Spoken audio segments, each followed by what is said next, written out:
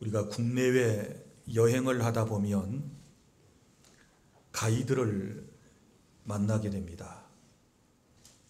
그런데 가이드가 첫날 당부하는 것이 있습니다. 여러분들이 저에게 묻지 말아야 할 것, 식물 이름과 나무 이름과 동물 이름에 대해서는 묻지 말아 주십시오 라고 하는 당부를 합니다.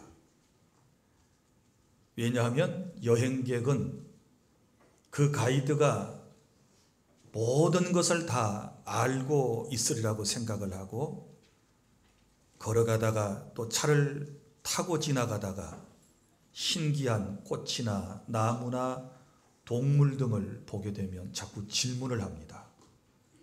그런데 가이드가 어떻게 그것을 다 알 수 있겠습니까? 우리가 인생을 살아가다 보면 사실 아는 것보다 모르는 것이 더 많이 있고 또 궁금한 것들이 참으로 많이 있을 수 있습니다.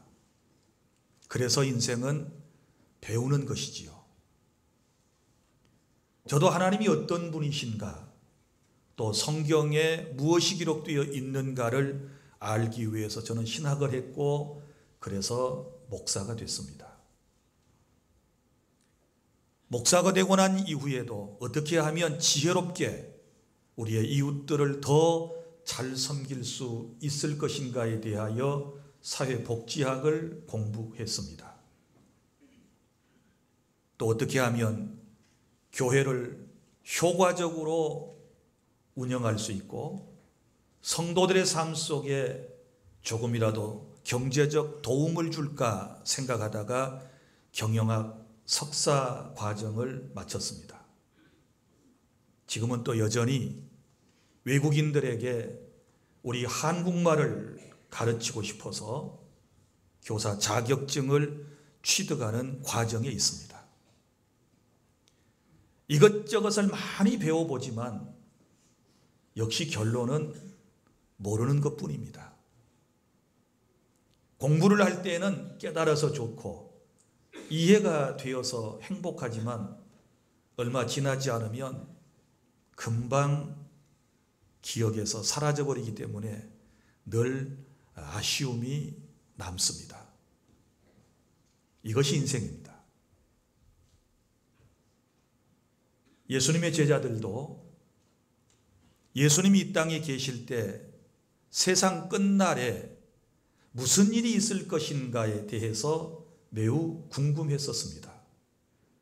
그래서 예수님께서 하루는 감람산에 올라가셨을 때 제자들이 예수님께 물었습니다. 선생님, 세상 끝날에는 무슨 일이 있겠습니까?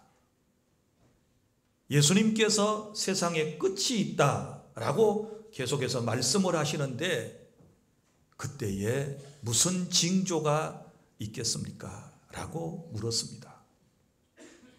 예수님께서는 몇 가지로 그들에게 대답을 하셨습니다.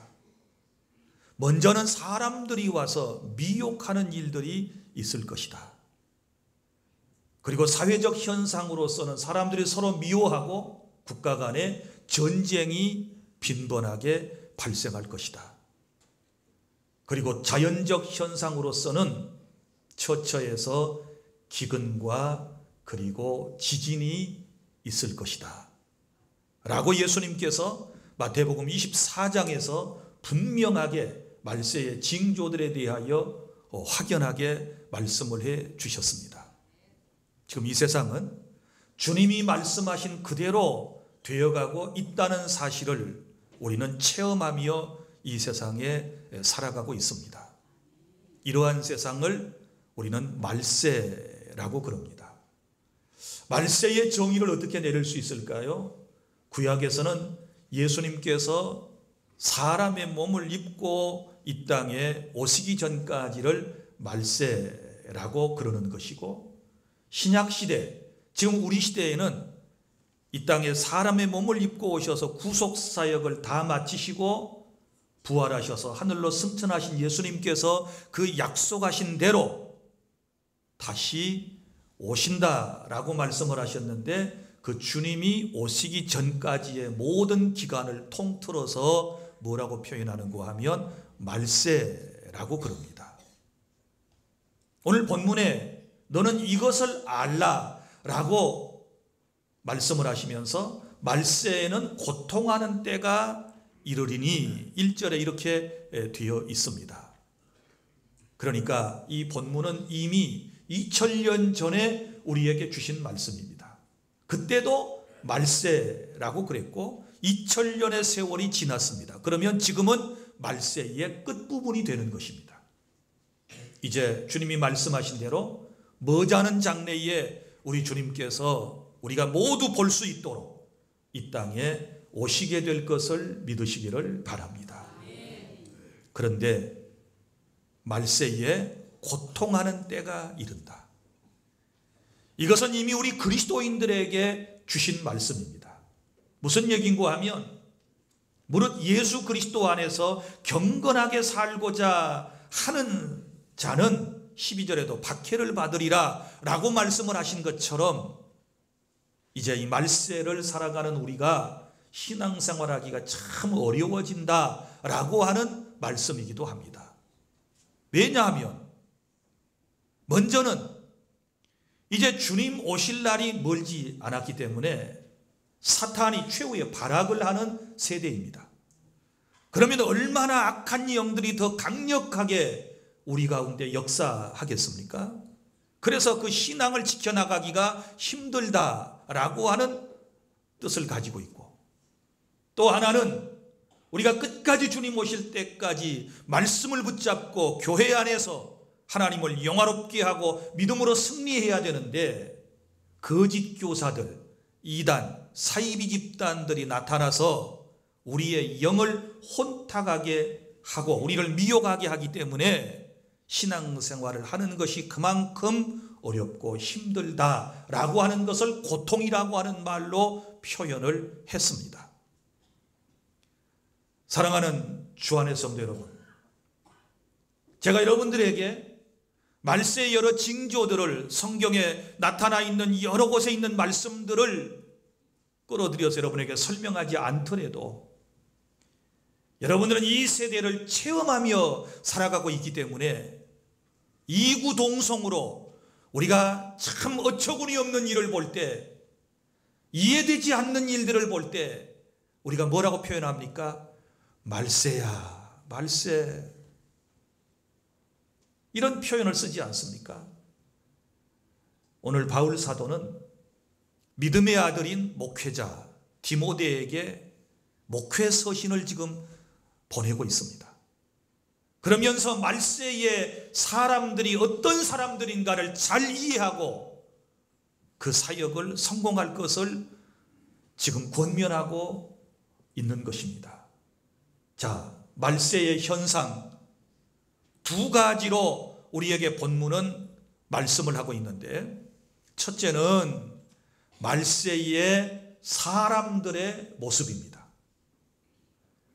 말세를 살아가는 사람들, 특별히 우리 그리스도인들조차도 어떤 상태에서 이 세상을 살아가는가를 말씀을 하고 있는데, 여기에 드러나고 있는 모든 이 모습들은 바로 오늘 우리의 모습들이라고 생각을 하셔야 합니다. 첫째는 이 사람들의 모습, 우리의 모습을 2절에서부터 이제 5절까지 상세하게 기록을 하고 있는데, 한마디로 표현하면 죄 가운데 살아가는 타락한 인생의 모습을 말씀을 하고 있습니다. 여기는 모두 19가지의 죄목이 기록되어 있습니다. 그런데 이 19가지의 죄를 또 구분해서 말씀을 드리면 세 가지로 요약을 할 수 있습니다.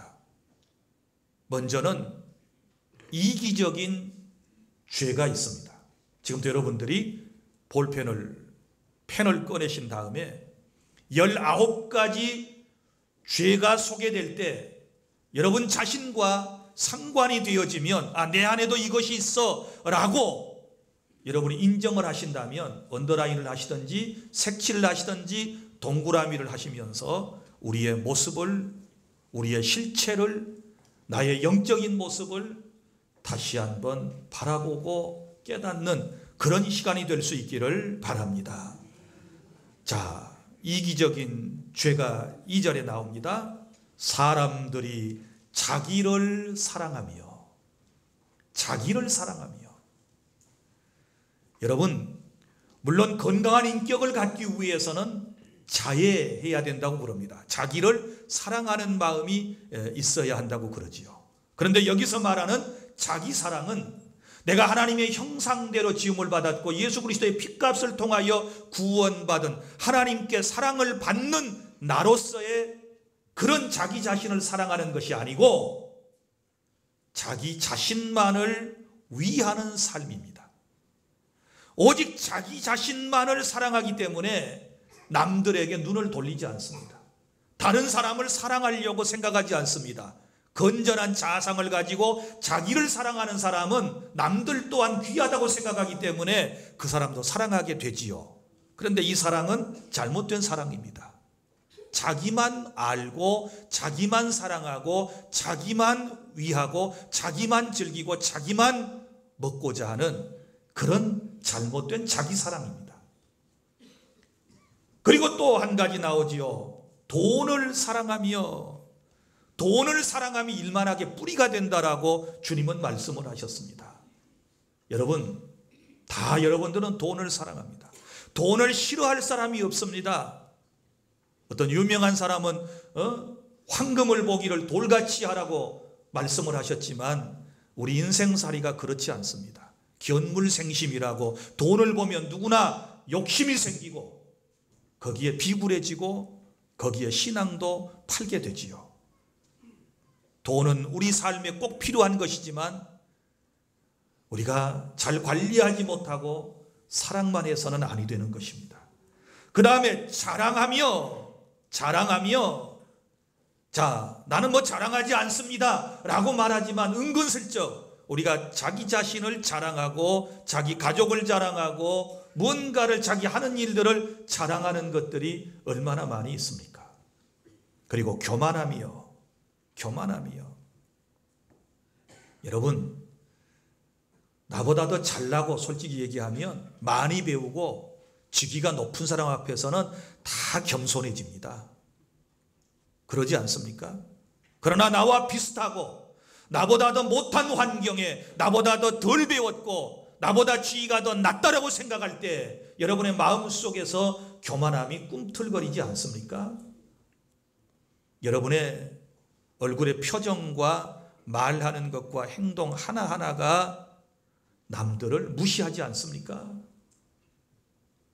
이런 교만함이 우리의 마음속에 있습니다. 그 다음에 공동체를 이제 손상시키는 죄의 목록이 나옵니다. 교회 공동체를 손상시키고 가족 공동체를 무너뜨리고 어느 사회 집단을 무너뜨리는 죄악들이 있습니다. 비방하며 요즘 SNS라고 하는 것을 통해서 얼마나 많은 비방의 글들이 유포되고 있는지 모릅니다. 또 부모를 거역하며 여러분, 내 부모를 공경하라. 주님은 분명히 우리에게 말씀을 하셨습니다.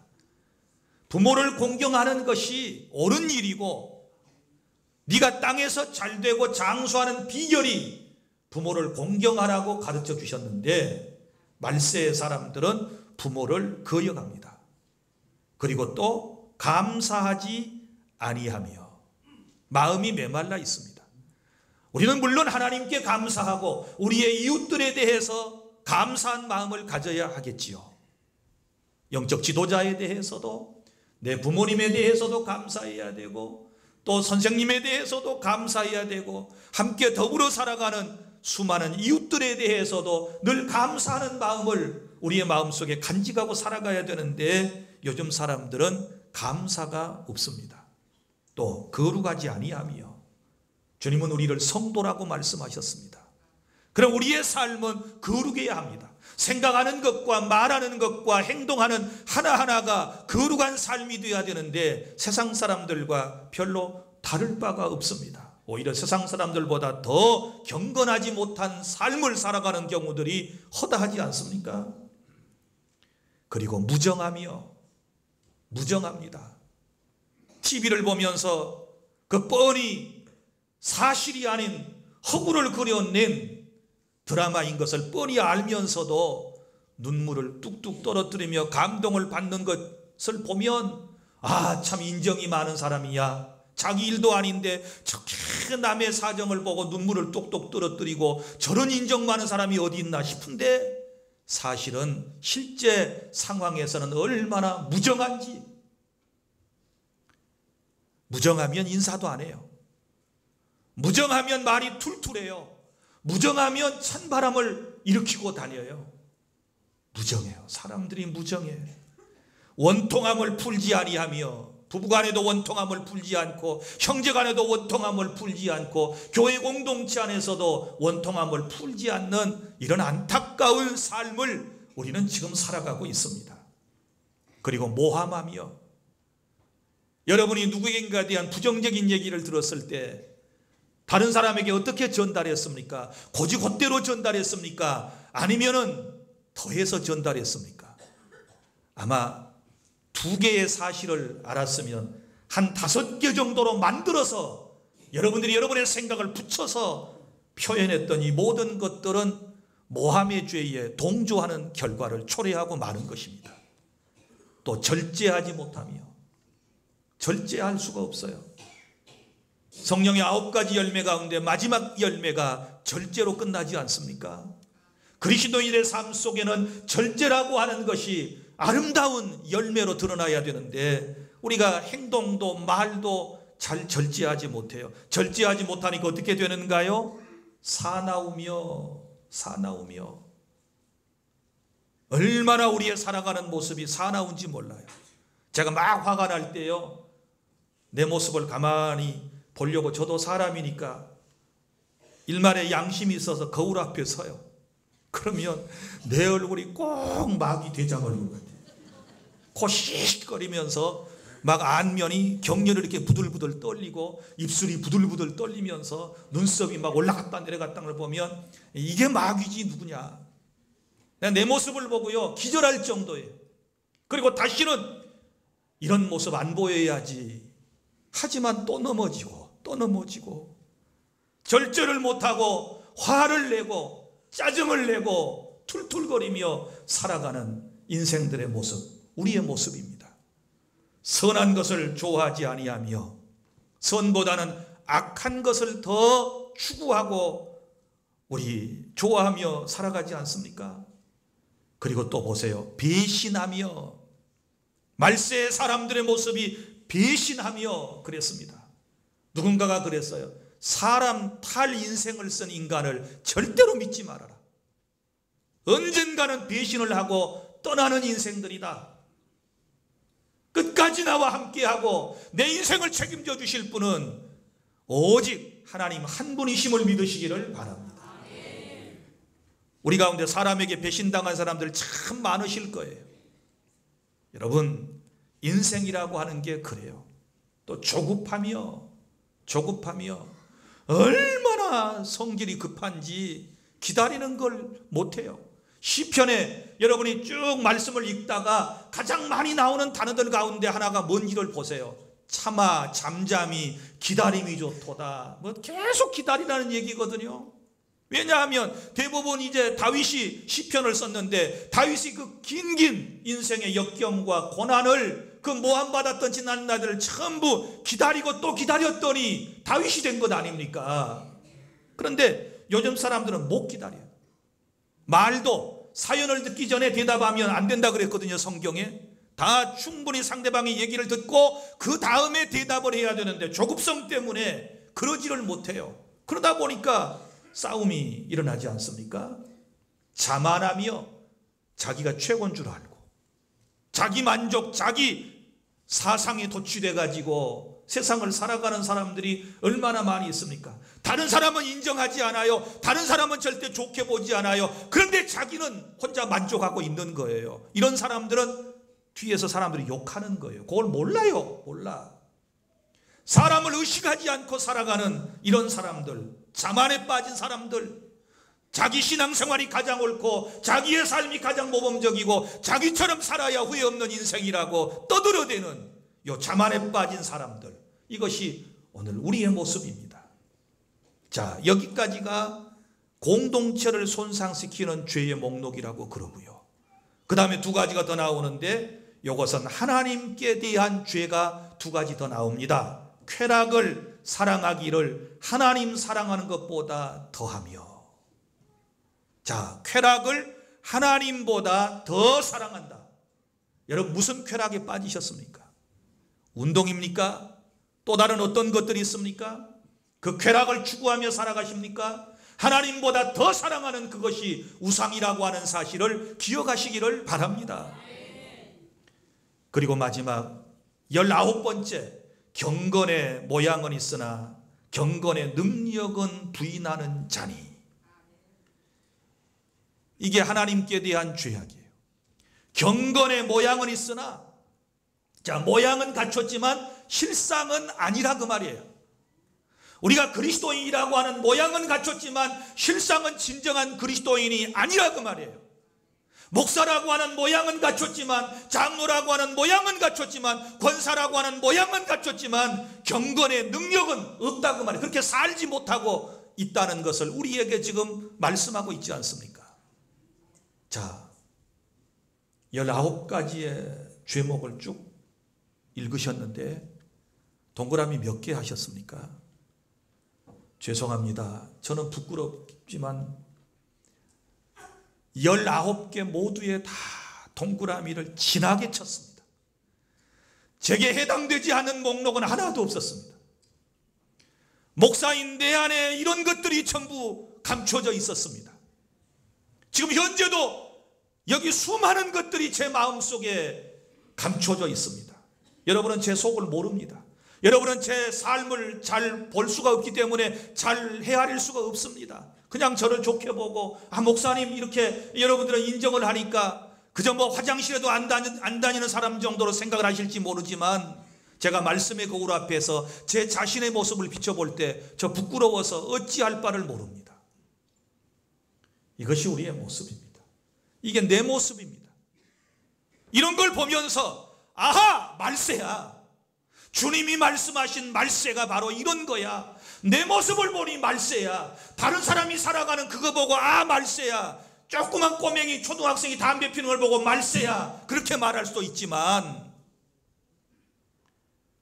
자식이 부모한테 막 해코지하고 대들고 부모를 폭행하는 걸 보고 아, 이건 말세야. 대낮에 술 먹어가지고 술주정 부리는 사람을 보고 아, 말세야. 바람 피운 사람을 보고 아, 말세야. 우리가 이렇게 얘기할 수 있지만,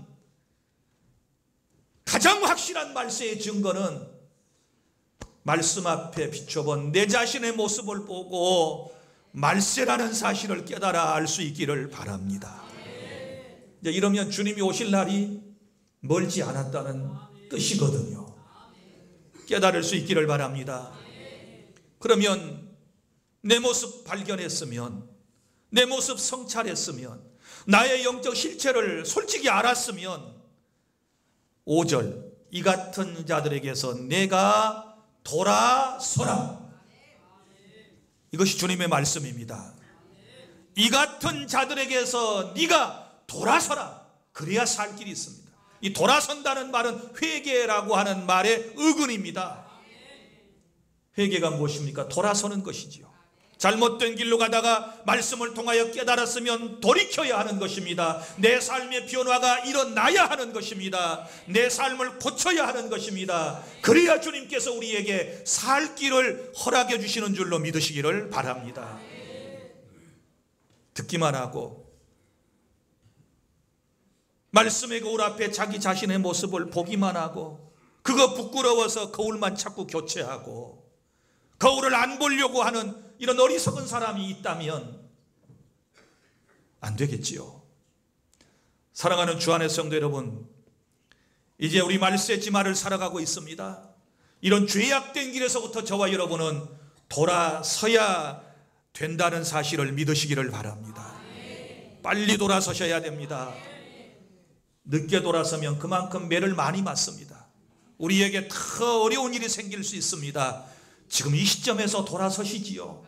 지금 이 시점에서 우리가 하나님 앞에 바로 서려고 하는 몸부림이 있어야 될 줄로 믿으시기를 바랍니다. 둘째로 6절부터 9절까지 말세의 현상 가운데 두드러진 것 하나는 뭐냐 그러면 거짓 교사들이 판을 치게 됩니다. 더 쉬운 말로 하면 이단들이 아주 성행하게 된다라고 하는 말씀을 우리에게 하고 있습니다. 6절부터 9절까지는 거짓 교사들 이단들에 대한 얘기인데요. 6절 볼까요? 그들 중에 남의 집에 가만히 들어가 어리석은 여자를 유인하는 자들이 있으니 그 여자는 죄를 중히 지고 여러 가지 욕심에 끌린 바 되어 항상 배우나 끝내 진리의 지식에 이를 수 없느니라. 아멘. 자, 이단은 어떻게 들어와요? 가만히 남의 집에 들어와요. 자기 집에 가만히 들락날락 하는 건 누가 뭐라고 그러겠습니까? 많은 중요한 것은 남의 집에 가만히 들어온다 그 말이에요. 자기가 속해 있는 이단 모임에 마음대로 드나드는 것이야 아무도 막을 수 없지만 남의 교회, 정통적인 교회 가만히 들어와서 어리석은 사람들을 유인하여 가요. 유인하여. 유인이 뭐예요? 유혹해서 끌고 가는 것을 유인이라고 그러죠. 이게 말세의 아주 두드러진 현상이고요. 마태복음 24장에 말세의 여러 징조들 가운데 가장 많이 강조된 것이 사람의 미혹, 거짓 선지자에 대한 이야기가 3분의 2예요. 3분의 2. 깨달을 수 있기를 바랍니다. 남의 눈을 속이고 은밀하게 접근하는 세력들을 조심하십시오.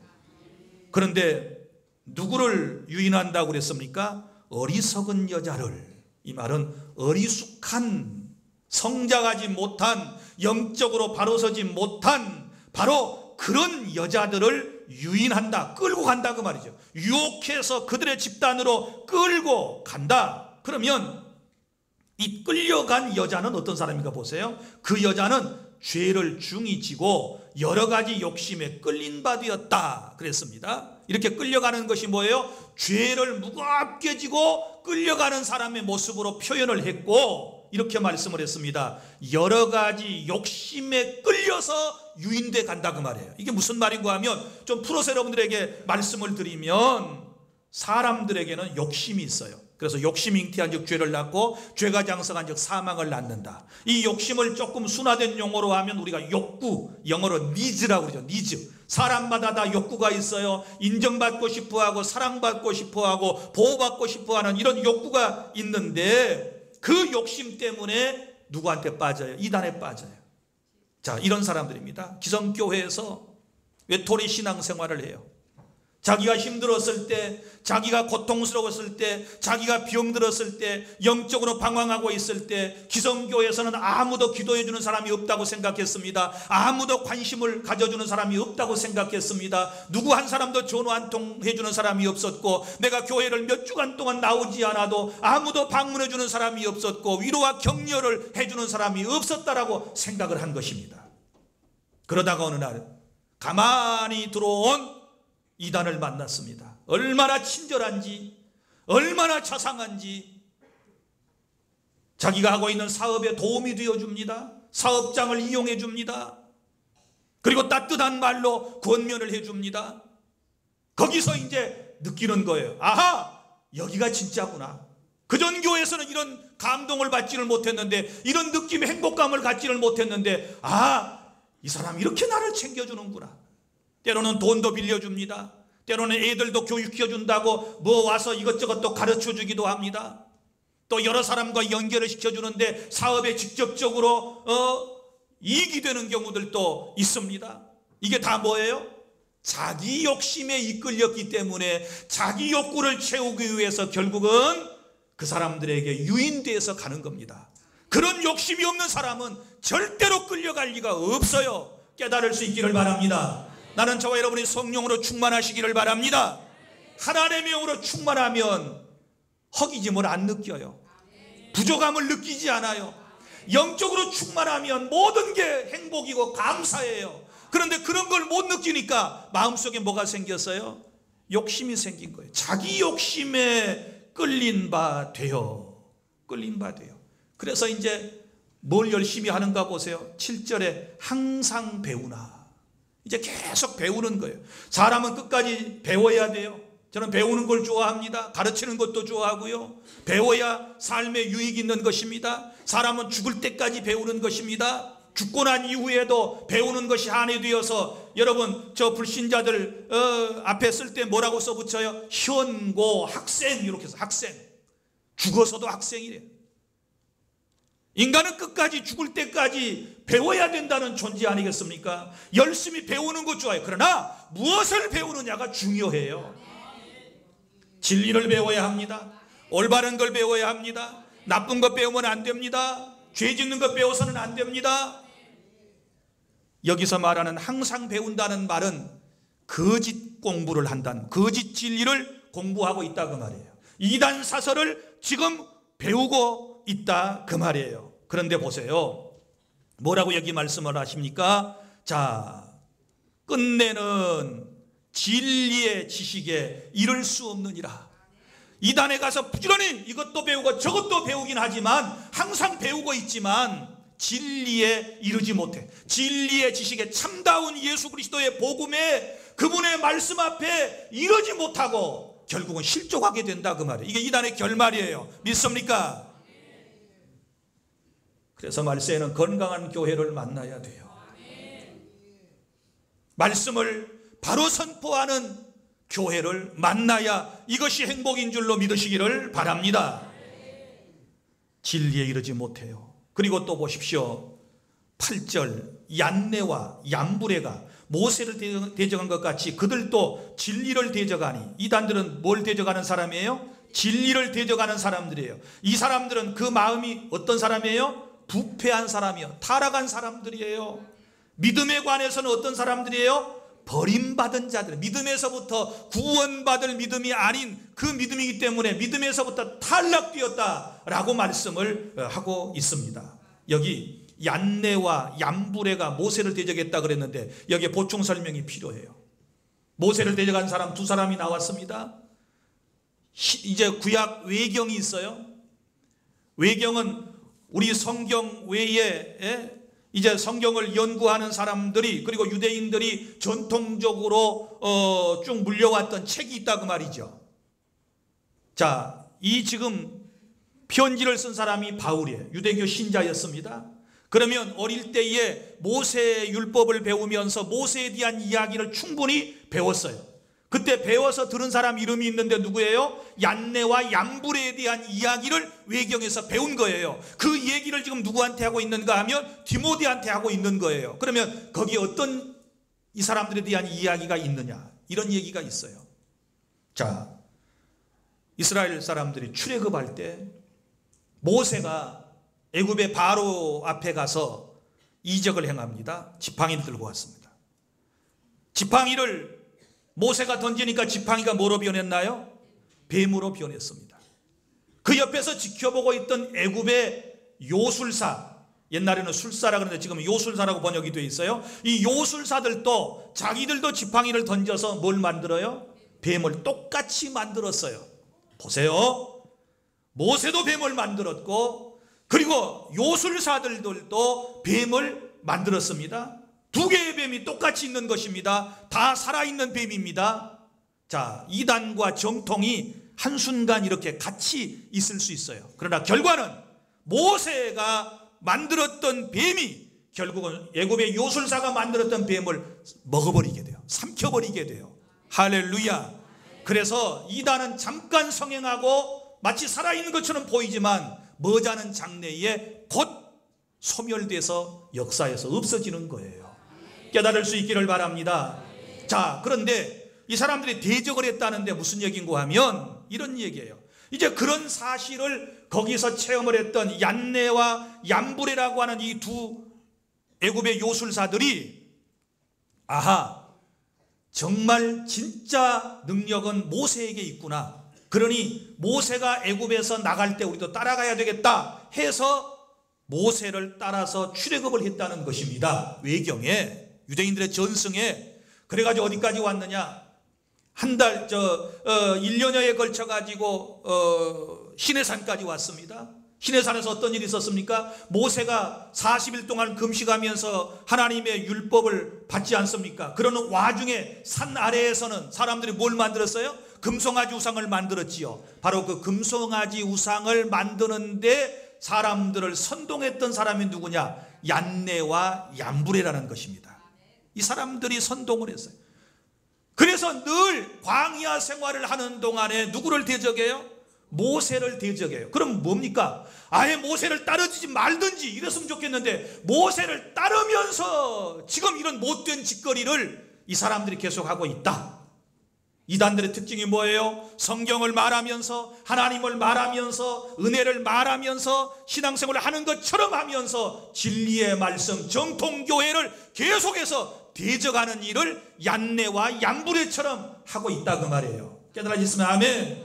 이 본문은 그런 뜻이에요. 그런 뜻이에요. 그러니까 여러분, 얼마 동안은 뱀이 두 마리가 같이 존재했던 것처럼 어느 순간까지는 여러분 참 진리와 거짓 진리가 비슷비슷하게 보여요. 다 참처럼 보여요. 그러나 얼마 가지 못해요. 뭐라고 얘기합니까? 그들이 더 나아가지 못할 것은 저 두 사람이 된 것 같이 그 사람들은 망했어요. 그들의 어리석음이 뭐예요? 드러날 것입니다. 믿습니까?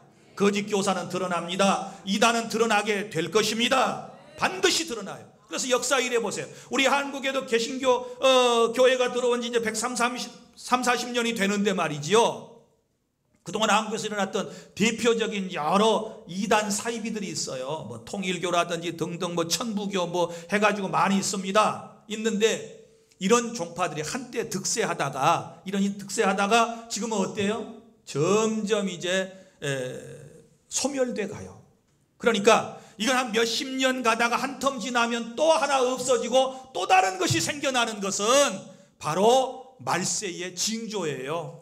이상하게 생각하지 말고 우리는 정신만 똑바로 차리고 주님이 이런 일이 있을 거라고 우리에게 이미 말씀해 주셨기 때문에 가만히 내게 접근해 가지고 자꾸 성경 공부하러 갑시다. 어디 갑시다. 뭐 비유를 한번 풀어봅시다. 뭐 성경을 열심히 공부합시다. 한다고 할 때에 여러분들 말씀 위에 굳게 서실 수 있기를 바랍니다. 이 본문을 꼭 기억해 내시기를 바랍니다. 항상 배우나 끝내 진리의 지식에 이를 수 없는 이런 이단 사이비 종파들을 배격하고 우리는 하나님의 말씀 위에 굳게 서는 그런 신앙으로 말세를 승리해야 될 줄로 믿습니다. 이런 사람이 주님을 만나게 될 것입니다. 이런 사람이 천국의 영광을 누리게 될 것입니다. 사랑하는 주 안의 성도 여러분, 말씀을 맺습니다. 저와 여러분은 지금 말세를 살아가고 있습니다. 말세를 체험하며 살아가고 있습니다.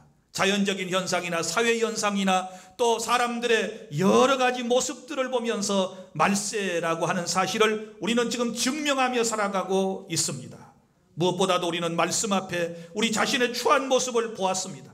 이단들이 날뛰고 있는 영적 현장의 모습도 우리가 말씀을 통하여 들었습니다. 이제 우리 어떻게 살아야 되겠습니까? 5절 하반절, 이 같은 자들에게서 내가 돌아서라 회개하는 것입니다. 지금부터 올곧게 바로 사는 것입니다. 지난날의 죄는 철저히 회개하고 눈물 쏟고 다시는 그런 죄를 범하지 않도록 우리가 애통해야 하면서 하나님의 성령님을 의지하며 하나님의 사랑을 항상 의심하지 말고 그분의 온전하신 말씀을 통해서 우리의 삶이 날마다 변화되어 하나님의 영광을 위해서 그분의 거룩하신 이름을 드러내며 살다가 하나님 앞에 우뚝 설 수 있는 저와 여러분의 삶이 될 수 있기를 바랍니다.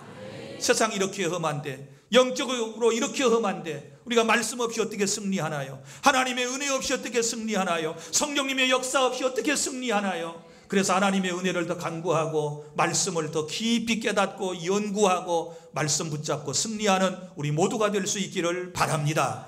기도하겠습니다.